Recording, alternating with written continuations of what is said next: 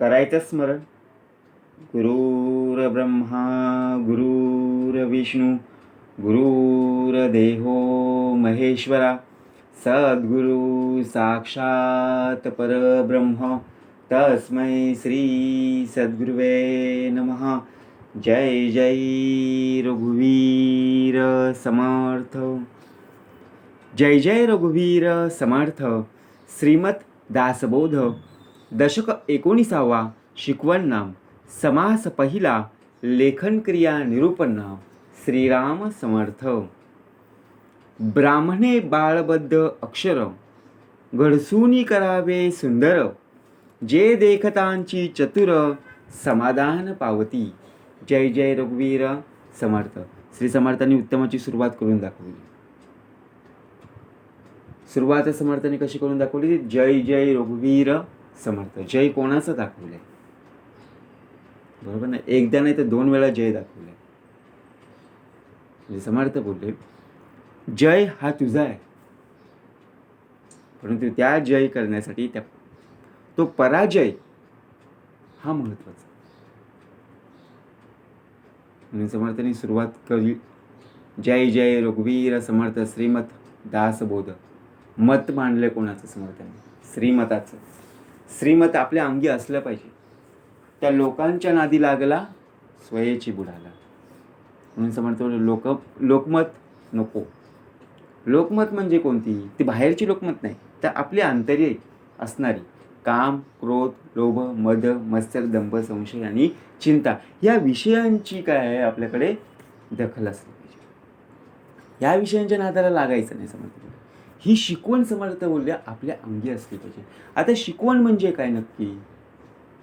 लहान एखादं मूल असेल, त्या लहान मुलाला जसं आपण संस्कार देतो, बरोबर ना, जसं आपण शिकवतो त्याचप्रमाणे तो मोठा मोठा होऊन काय करतो? त्या शिकवणीचं पालन करतो. काही जणांना संस्कार मिळत नाही, काही जणांना शिकवण मिळत नाही, मग तो वाया जातो. मग आपण इतरांना दोष देतो किंवा आपल्या मुलांना आपण काय करतो? त्रास देतो किंवा आपण आपल्याच मुलांना काय देतो? दोष देतो. पण पिंडामध्ये पेरणीच आपल्याला झाली पाहिजे उत्तम गुणांची. त्या मुलाला काय दिलं पाहिजे? उत्तम संस्कार दिले पाहिजे, चांगली शिकवण दिली पाहिजे. मग देणारे कोण आहेत? ज्यावेळी लहान मूल असतं त्यावेळीच काय दिलं पाहिजे? उत्तम संस्कार दिले पाहिजे. ही शिकवण आपल्या अंगी असली पाहिजे. म्हणून समर्थांनी उत्तमाचं दशक लिहून ठेवलं. दशक 19. शिकवण. शिकवण कोणाला आहे? कोणाला दिली फक्त शिकवण? प्राण्यांना दिली? पक्ष्यांना दिली? नाही. समर्थ बोल फक्त मनुष्य योनी. 84 लक्ष योनी फिरून तू जन्माला आलायस, तुला नरदेह प्राप्त करून दिलाय. म्हणजे शिकवण कोणाला आहे? फक्त मनुष्य देहाला आहे. कारण पशु पक्षी गुणवंत त्याचे कृपा करीती समर्थ. मग शिकवण म्हणजे काय?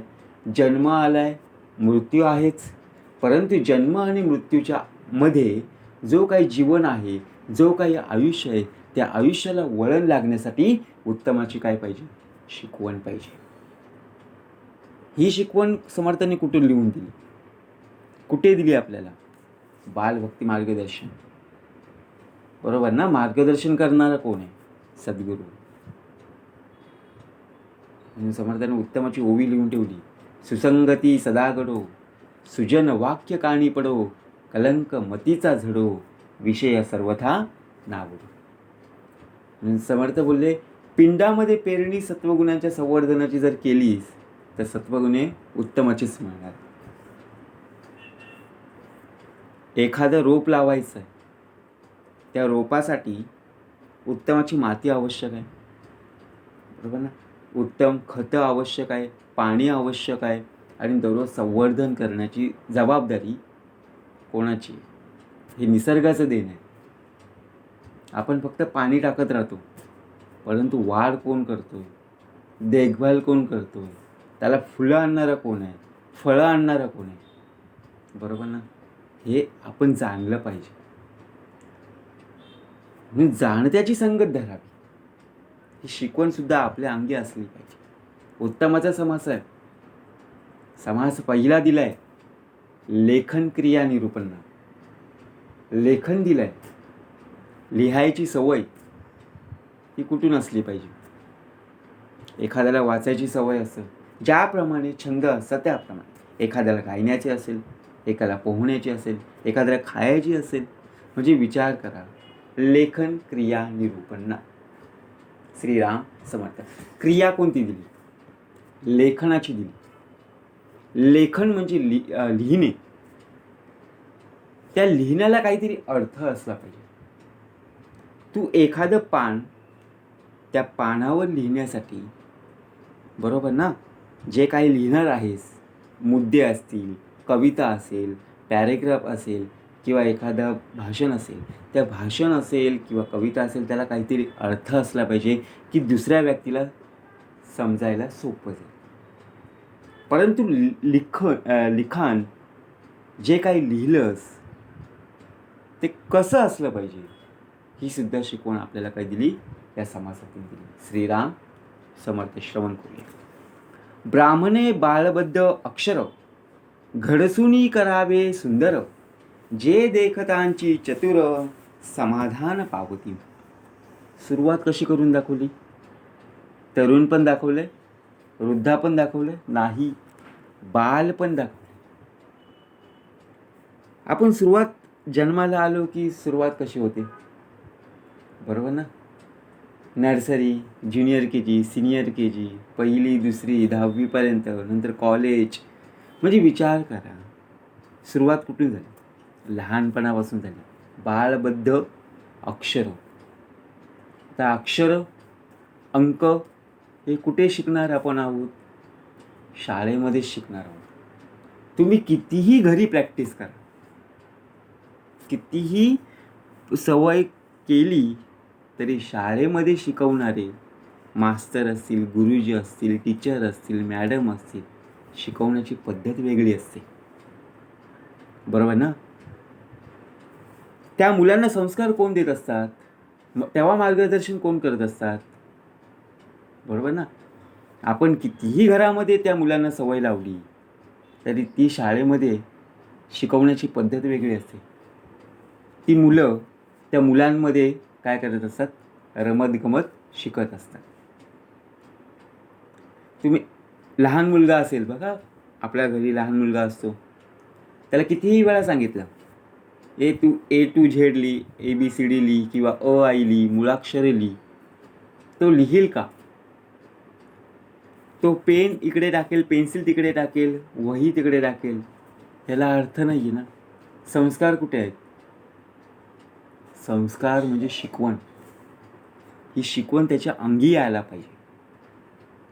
एखाद्याला, लहान मुलाला आपण काय केलं, अभ्यास नाही केला तर एखाद्याला आपण मारतो.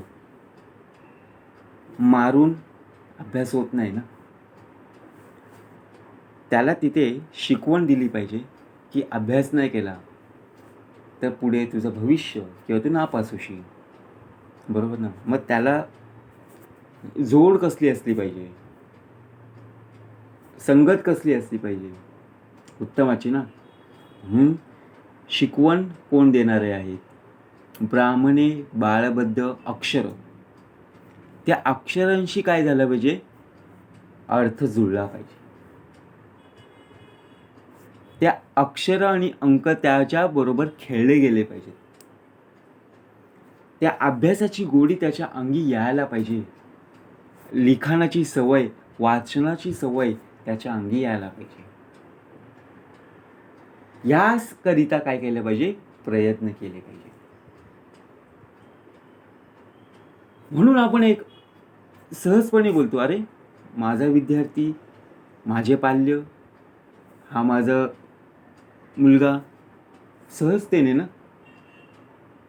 का? कारण त्यांनी काहीतरी केलेलं आहे. घडसूनी करावे सुंदर. एखाद्याला, लहान मुलाला आपण काय करतो? एखादी वही देतो, त्या वहीमध्ये अक्षरं असतात, अ आ इ उ अशी मुळाक्षरे असतात, आणि त्यांना सांगतो की हे तू काय कर, गिरव. घडसूनी करावे सुंदर. त्या अक्षरांवर काय कर? पुन्हा तेच अक्षरं काढत राहा. त्याचा प्रयत्न, त्याचा सराव करत राहा, तर तुला काय येईल? अडथळा निर्माण होणार नाही. त्याला सहजतेने लिहिता येतं का? नाही येत ना. पेन्सिल धरता येत नाही, लहान असतो तो. त्याचा हात धरून आपण काय करतो? गिरवत राहतो. मग त्याच्या हाताचा जो सराव तो करून घेणारा कोण आहे? ती शिकवण कोणी दिली? बरोबर ना. मुळाक्षरामध्ये जर पाहिलं अ ते ज्ञपर्यंत मुळाक्षरे आहेत ना, स्वर आणि व्यंजन. परंतु ओम आणि श्री ही अक्षरं तुम्हाला मिळणार नाही आहे, कारण त्याची भूमिका वेगळी आहे. त्या अक्षरं या मुळाक्षरामध्ये बसतच नाही ना, ते पिंडामध्ये आहेत. म्हणून समर्थांनी सांगितलं, ब्राह्मणे बाळबद्ध अक्षर घडसूनी करावे सुंदर, जे देखतांची चतुर समाधान पावत. लहान मुलाने अक्षरांची सवय लावून घेतली, मग त्या लिहिलेल्या अक्षरांचा काय होतो? बरोबर ना. त्याने 3-4 ओळी लिहिलेल्या असतात खूप सुंदरतेने. मग एखाद्याच्या हातामध्ये वही पडली, मग तो बोलतो, अरे खूप अक्षर खूप सुंदर आहे. बरोबर ना. त्यांनी काय केलेलं असतं? सवय प्रॅक्टिस केलेली असते, सराव केलेला असतो. म्हणून समर्थ बोलले, शिकवण कोणी दिली? शाळेमध्ये मार्गदर्शक, घरामध्ये संस्कार, मग उत्तमाचं काय होणार? अभ्यास होणार ना. म्हणून समर्थ बोलले, ब्राह्मणे बाळबद्ध अक्षर घडसूनी करावे सुंदर, जे देखतांची चतुर समाधान पावती. वाटोळे सरळे मोकळे, ओतले म्हशीचे काळे, कुळकुळीत ओली चाळीला ढाळे, मुक्त माळाचे सा. आता बघा, आपण लिहिताना ज्यावेळी नवीन वही असते बघा, आपली सवय तशीच असते. एखादी नवीन वही दुकानातून आणली ना, वहीचा पहिला जो पान असतो तो खूप सुंदरतेने आपण लिहितो. परंतु दुसरा पान उलटल्यापासून ते शेवटच्या पानापर्यंत आपल्याला कळत सुद्धा नाही आपण लिहिलेत का दुसऱ्याने लिहिलेत. असं का होतं? वाटोळे सरळे मोकळे. परंतु लिहिण्याची सराव, लिहिण्याची प्रॅक्टिस, बरोबर ना, ते आपल्या अंगी असली पाहिजे. त्यासाठी बघा, दुकानामध्ये 2 रेघी असतात, दुरेघी वही असते ना. का ती दिलेली आहे? त्या 2 रेषांच्या मधोमध्येच अक्षरे लिहा, त्या वरती जाऊ नका ना. तर आपल्या काय झालं पाहिजे? त्या अक्षरांची मिळता जुळव झाली पाहिजे, जुळवाजुळव झाली पाहिजे. हा समज कशासाठी दिला आहे? लेखन क्रिया हे आपल्यासाठीच दिला आहे, अभ्यासासाठी दिला आहे, हा विद्यार्थ्यांसाठी दिला आहे. परंतु ही शिकवण आपल्याला लहानपणापासून मिळाली, हे महत्भाग्य. महत्भाग्य हातासे आले, परंतु भोगू नाही जाणितले. आलेले संस्कार, दिलेली शिकवण जर जोपासलीच नाही तर जमानावे शून्यकार. वाटोळे सरळे मोकळे, ओतले म्हशीचे काळे, कुळकुळीत वळी चालीला ढाळे, मुक्त माळा जैसा. बघा, संत ज्ञानेश्वरांनी काय केलं? पसायदान दिलं, आता विश्वात्मके देव. त्यावेळी पेन कुठं होती? पेन होते का? नाही ना. लेखणी काय स्वच्छ अक्षर, वळणदार. म्हणजे समर्थ बोलले, काय किमया असेल ना. समर्थांनी श्रीमत दासबोध हा जो ग्रंथ आपल्यासाठी दिला, युगानुयुगे एकलाच एक चालवितो तिन्ही लोक, त्याची ओळख करून देणारा कोण? बरोबर ना. अक्षर मात्र ते तुके नीट, नेमस्त पैसे काने नीट, आडव्या मात्र त्याही नीट, आरकुली वेलांट.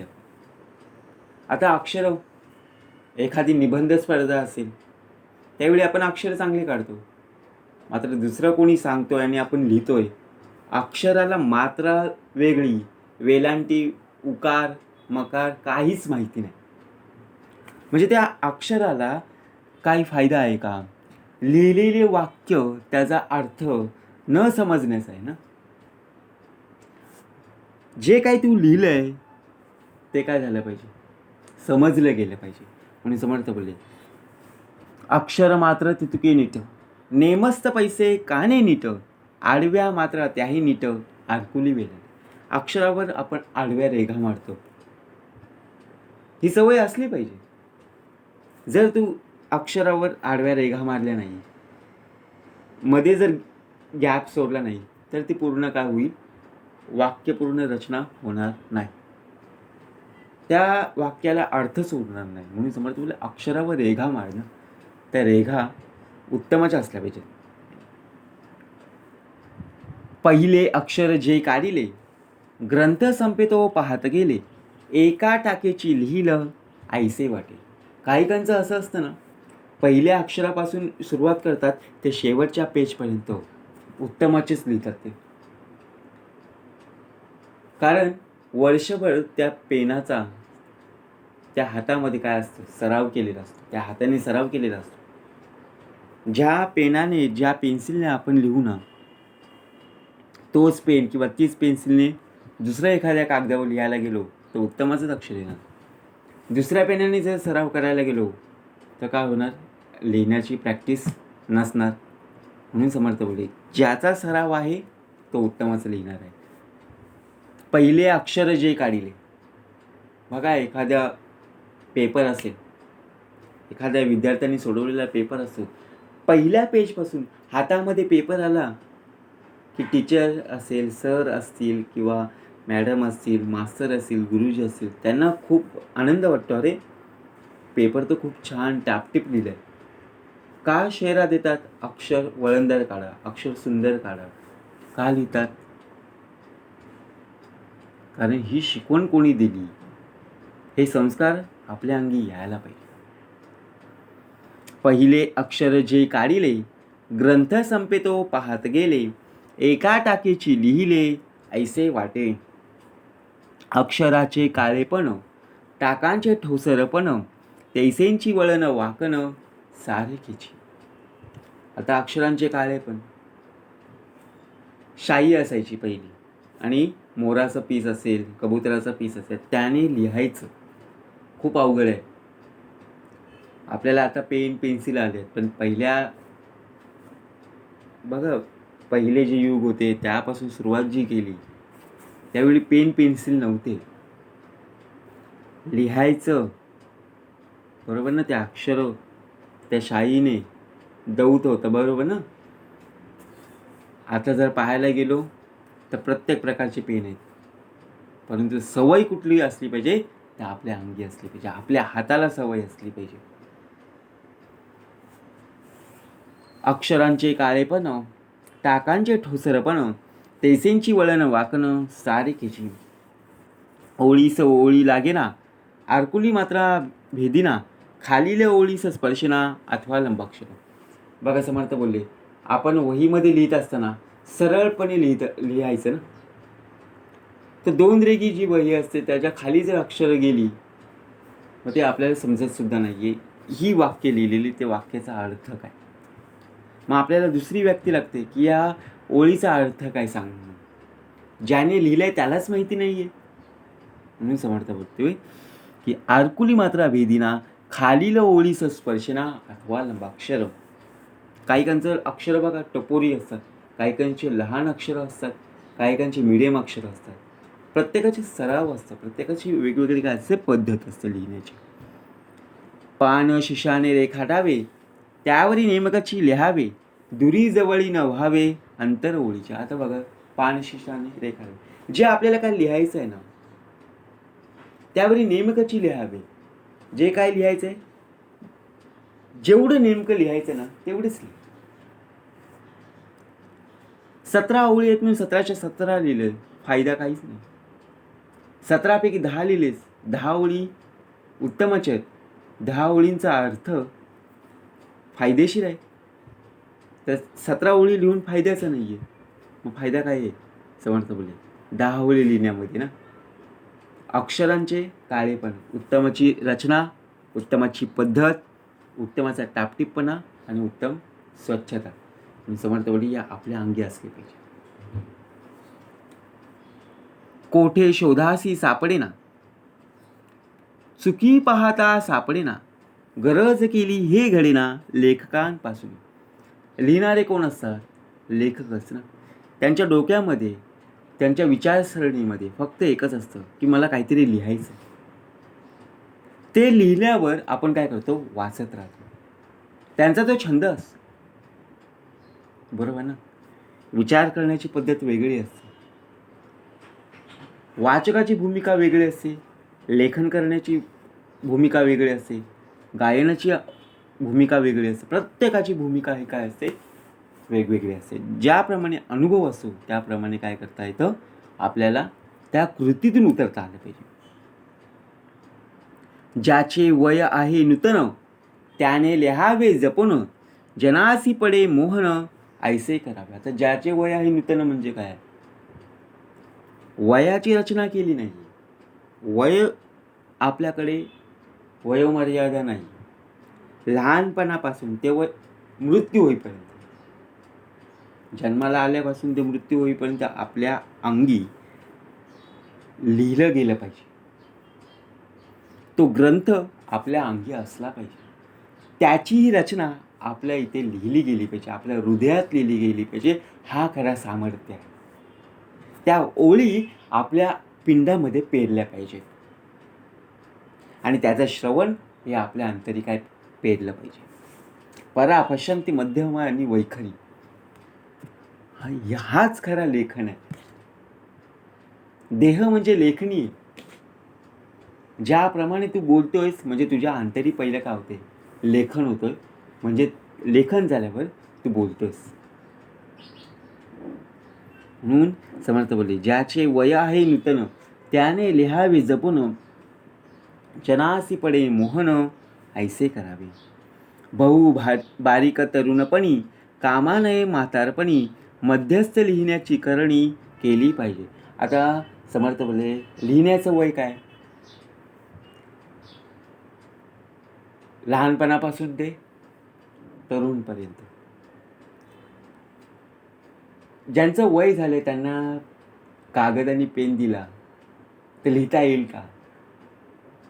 नाही ना. काय असतं की हात थरथरतो, शरीर साथ देत नाहीये, लिहिण्याची प्रॅक्टिस नसल्यामुळे लिहिता येत नाहीये. म्हणजे समर्थ बोलले आजारपणाने ग्रासलाय. म्हणजे लिहायचं कधी?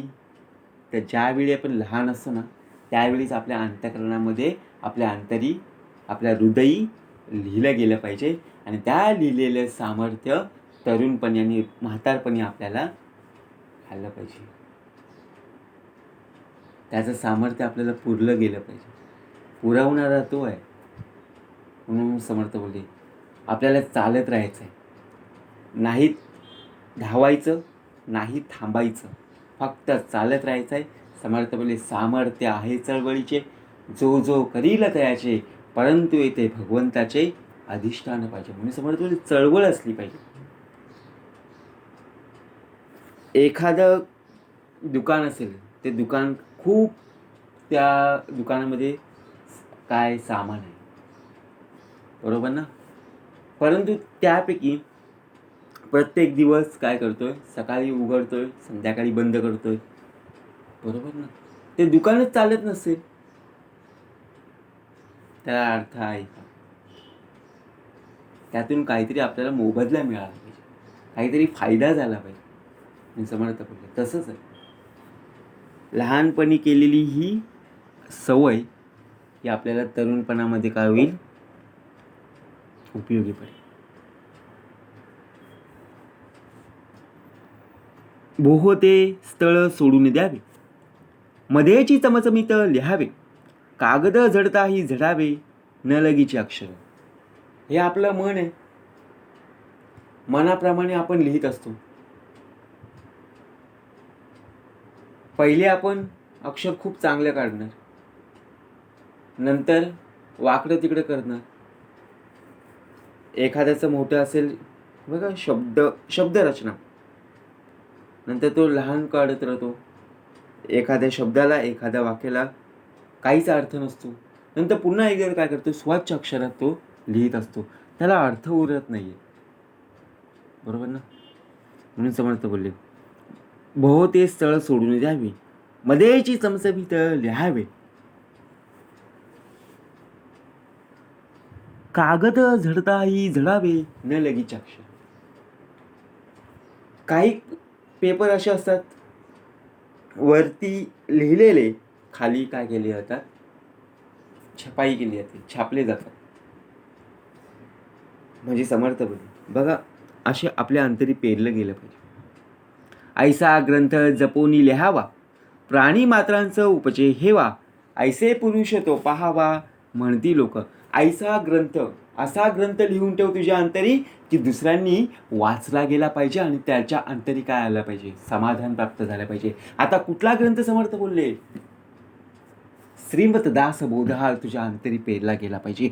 ग्रंथ ही तुझ्या अंतरी पेरला पाहिजे, त्याची ही शिकवण तुझ्या अंतरी राहिली पाहिजे. मार्गदर्शन करणारा सद्गुरू आहे म्हणून समर्थ बोलले. त्या ग्रंथाकडे बघू नका, हा ग्रंथ आपल्याकडे पाहिला पाहिजे. तुझ्या अंतरी ग्रंथ आहे, त्या ग्रंथाची लेखणी सुरू आहे, त्या लेखणीतून समर्थ बोलले काय आलं पाहिजे, सामर्थ्य पुरलं गेलं पाहिजे. काया बहुत कष्ट व्हावी, उत्कट कीर्ती उरवावी, चटक लावून सोडावी काही एका. आता काया बहुत कष्ट व्हावी, आपली काया, काया म्हणजे काय समर्थ बोलले, शरीर. शरीर खूप त्रास देतं, शरीर खूप त्रास देतो. शरीर त्रास देतो का? नाहीये. शरीराला आपण त्रास देतो, मग शरीर दमतं. शरीराला कष्ट झाले की आराम करण्याची त्याला गरज आहे, बरोबर ना? परंतु केलेल्या कष्टातून आपली कीर्ती काय केली पाहिजे, मागे राहिली पाहिजे. देहे त्यागिता कीर्ती मागे उरावी.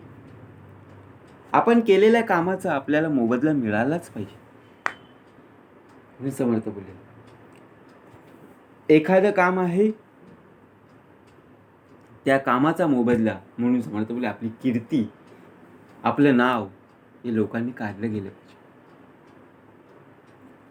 घट्य कागद आणावे, जपोन नेमस्त खळावे, लिहिण्याचे साम्य असावे नानापरी. आता कागद आणायचं, बरोबर ना? दुकानातून असतील, दुकानातून आपण कागद आणलं, जपोन नेमस्त खळावे, त्यामध्ये लिहिण्याची काय असली पाहिजे, प्रॅक्टिस असली पाहिजे. आपल्याला काय असलं पाहिजे, लिहिण्याचे साम्य असावे. लिहिण्याचे साम्य म्हणजे काय, तर लिहिण्याचे साहित्य.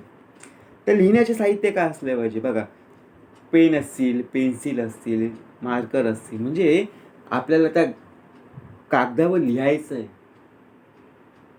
बरोबर. चुकलं तर खोडरबर आहेच, एखाद्या प्रॅक्टिस नसेल तर पट्टी आहे, बरोबर ना, रेघा मारायला. म्हणजे कसं असतं, ती प्रॅक्टिस ही लहानपणापासूनच आपल्या अंगी असली पाहिजे. सुऱ्या कातऱ्या जागायत, खळी घोटाळे तागायत, नाना सुरंग मिश्रित जाणून घ्यावे. प्रथमतः हे दुकानात पहिले मिळत नव्हते पहिल्याच्या युगामध्ये.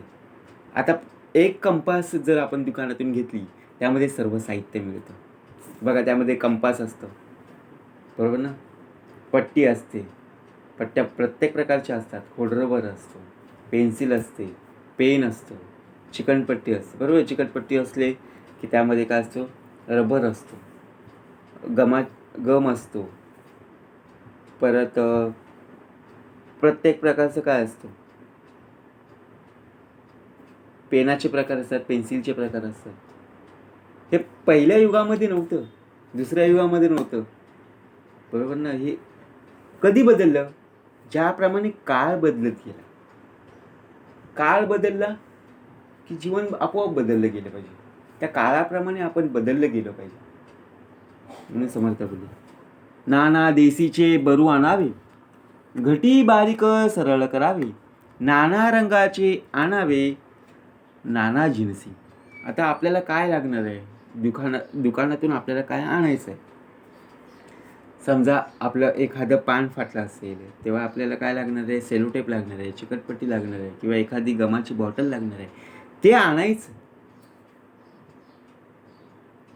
म्हणजे आपण काय करतो, नाना देशीची बरू आणावी आणि घटी बारीक सरळे घ्यावी.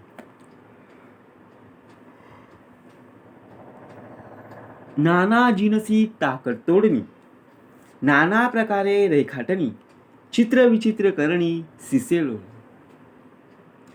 आता नाना जिनसी ताकद तोडणी म्हणजे काय, बरोबर ना? आपण लिहिलेलं दुसऱ्यांना कळतं का, किंवा दुसऱ्यांनी लिहिलेलं आपल्याला कळतं का? मी समर्थ बोलले उत्तमाची ओवी लिहून ठेवली. काय ओवी लिहून ठेवली? पहिलीच ओवी, बाळने ब्राह्मणे बाळबद्ध अक्षर घडसूनी करावे सुंदर. जे वळंदर अक्षर आहेत ना, बघा बोलताना सुद्धा आपण काय करतो, सोपे सोपे शब्द आपण बोलत राहतो, परंतु एखाद्याला काय बोलता येत नाही का, कारण ते एक शब्द एकमेकांना जुळले गेले. त्याची वाक्यरचना, त्याची शब्दरचना त्याच्या जिभेतून, त्याच्या परेतून उतरत नाही. जोड शब्द बोलायला खूप अवघड जाते. का? कारण त्या अक्षरांची माहिती नाही, त्या अक्षरांची ओळख नाही. ती अक्षरे आपल्या जिभेतून, आपल्या परेतून, आपल्या पश्चंती, मध्यम आणि वैखरीतून आपल्या अंतरी येण्यासाठी काय केले पाहिजे, सराव केला पाहिजे. म्हणून समर्थ बोलले नाना जिनसी ताक तोडणी, नाना प्रकारे रेखाटणी, चित्र विचित्र करणी, सिसळ डोळ्या. हिंगुळ संग्रही असावे, वाळले आली ते पाहून घ्यावे, सोपे भिजवून वाळवावे, संग्रह मसीचे. आता बघा, पहिले पूर्वीच्या काळी समर्थ बोलले पेन नव्हते, शाईने लिहायचं ना.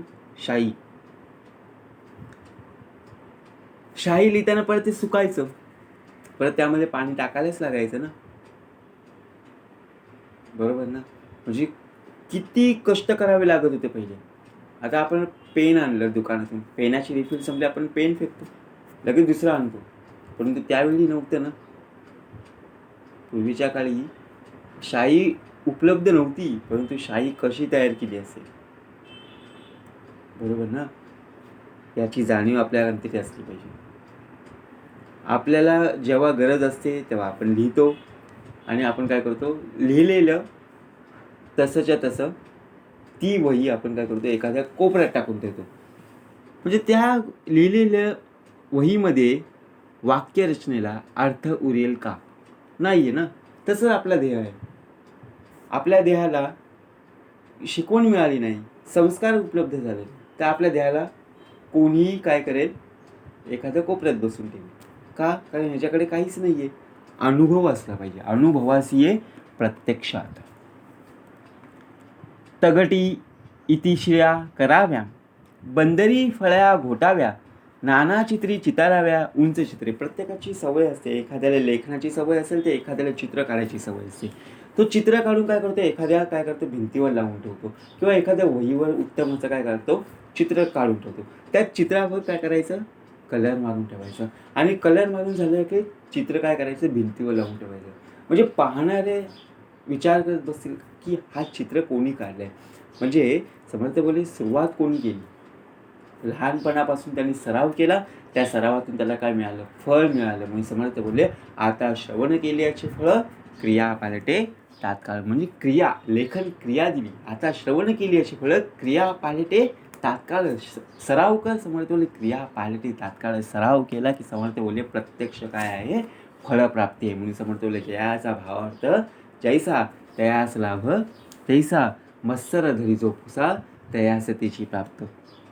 नाना गोप नाना बासने, मेन कापडे सिंदूरवरणे, पेट्या कुलपे जपणे, पुस्तका करणे. आता पुस्तकांसाठी आपण काय करायचो, पहिले आपल्याकडे ड्रॉवर नव्हते, शोकेश नव्हते, तेव्हा लोक काय करायचे, पेटाळमध्ये किंवा एखाद्या बासन म्हणजे एखादी चादर असेल किंवा एखादं पेटारा असायचा, त्यामध्ये पुस्तकं आपण काय करायचं साचून ठेवायचं. पूर्वीच्या काळी आपल्या वाडवडिलांना जर विचारलं ना, तर पूर्वीच्या काळी शोकेश कपाटं नव्हती यार, बरोबर ना. म्हणजे पूर्वीचा काळ खूप इतका चांगला होता ना. आता प्रत्येक युगाप्रमाणे आपल्याला बदलावं लागतं. जीवन खूप बदललं. पूर्वीच्या काळी लोकांना जर विचारलं ना, आपल्या वाडवडिलांना, तर ते सांगतील पूर्वीचा इतका काळ खूप चांगला होता ना, की उत्तमच होतं. परंतु आता नाही आहे तसं. आता खूप बदललं, बरोबर ना. आणि पुढे पुढे वर्णसंकर होणार आहे. म्हणून समर्थ बोलले आपल्याकडे आहे सामर्थ्य, तेवढंच अंथरूण असून पाय पसरायचा. म्हणून समर्थ बोलले सामर्थ्य आहे चळवळीचे, जो जो करील तयाचे, परंतु येथे भगवंताचे अधिष्ठान पाहिजे. नाना गोप नाना बासने, मेन कापडे सिंदूर वर्णे, पेट्या कुलपे जपणे, पुस्तका कारणे. इति श्री दासबोधे गुरु शिष्य संवादे लेखन क्रिया निरूपणाम समास पहिला. जय जय रघुवीर समर्थ.